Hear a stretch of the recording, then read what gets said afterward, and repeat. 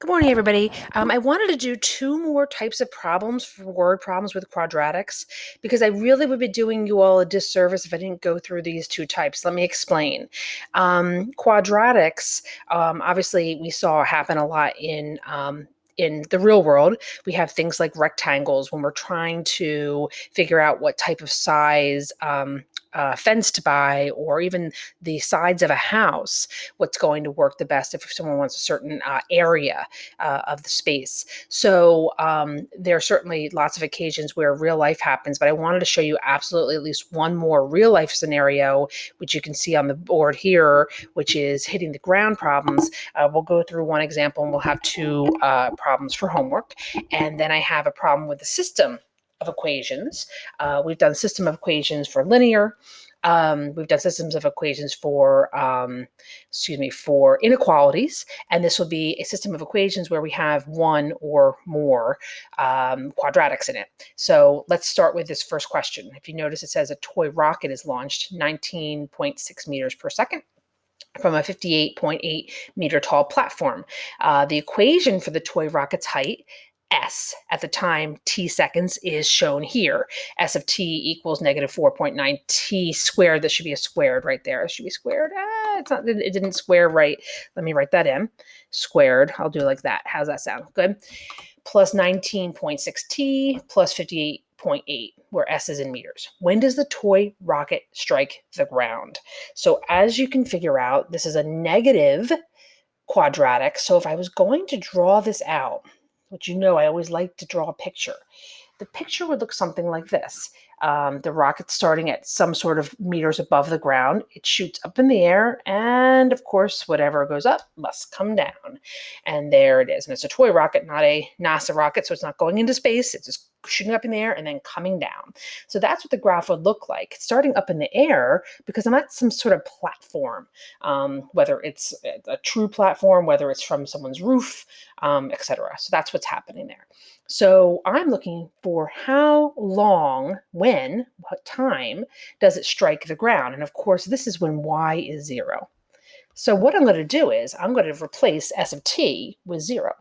But the other thing we have to do, obviously, is when we do this problem, is we have to first see, hopefully, if there is a greatest common factor. So I'm going to rewrite this problem, negative 4.9 t squared. Follow along, please, if you can, on your own paper. This is not in your book. I made these problems up from examples on the internet that I tweaked. Okay, so I want to see if if there's a greatest common factor here. And sure enough, 4.9 is a greatest common factor of both 19.6 and 58.8.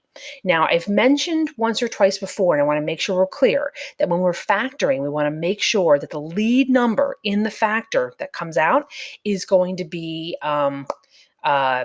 in the parentheses is going to be positive. So I'm going to actually do my GCF not 4.9, but negative 4.9. It fixes the problem really easily. You don't have to do any work later on to make it so that it works out. So this is what we're going to do.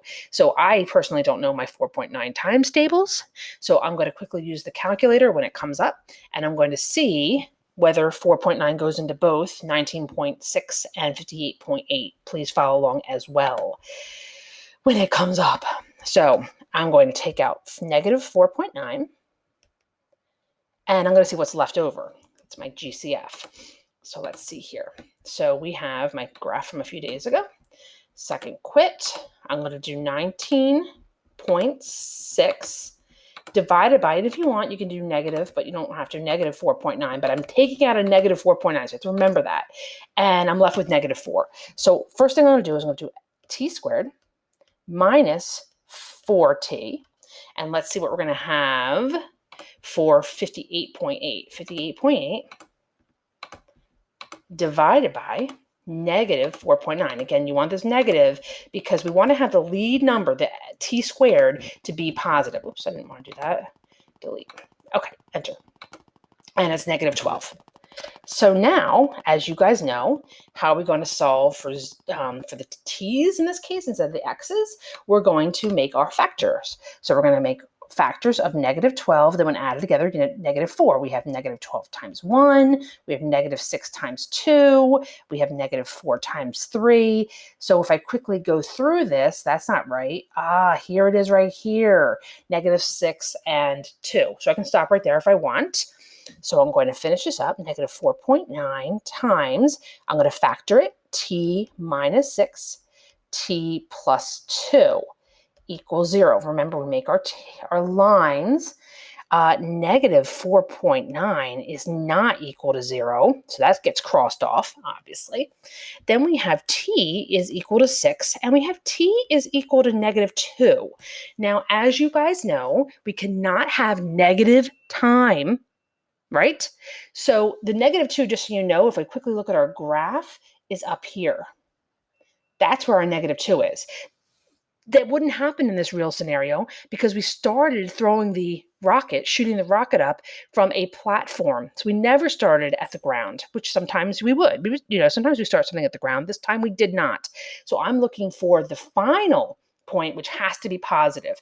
So I'm actually going to say that I'm not going to accept the negative 2 either. So the correct answer, and I'm going to write it out, is going to be 6 seconds. Okay? And that's how you do these types of problems where you have things moving and it's a quadratic. Let's go on to the second type I wanted to mention real quick, is a system of equations with quadratics.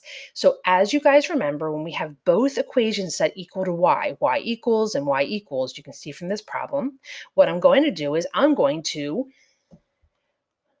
replace the y with one of the problems. In this case, I'll do it with the x minus 2. So I'm going to rewrite it as x minus 2 equals x squared minus 4x plus 2. Remember, I like to always have the lead number with the x squared be positive. So I'm going to move everything in this case over to the right-hand side. So let's subtract x and let's add 2 to the right-hand side. So what are we equal to? Don't forget, there's a 0 over here on the left. You can't just leave it blank. It's 0 over there, equals x squared minus 5x plus 4. Now, this is a solving system. So remember, with systems, we have to have an x and we have to have a y. So let's first make our table. So I'm going to make a table. We're looking for the factors of 4, then when added together, giving negative 5. I know as my clue that both numbers have to be negative. So we have negative 4, negative 1, and we have negative 2 times negative 2 because the 4 is positive, but the 5 is negative. And sure enough, the first one I chose, negative 4 times negative 1, added together gives me 5. So that's my answer.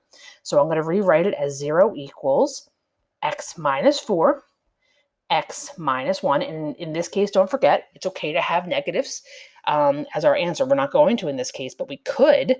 So 0 equals x minus 4 and 0 equals x minus 1. So therefore, x equals 4 and x equals 1. We're not done. We now have to take the 4 and we have to take the 1. We have to plug it into one of our equations. I'm always going to choose the easier one. So in this case, I'm going to choose y equals x minus 2. Why would I do anything different? Make it easy for yourself. So we're going to plug it back into one of the two equations. Make it the easy one if you can. So it was x minus 2, right? X minus 2. So I'm going to do y equals 4 minus 2.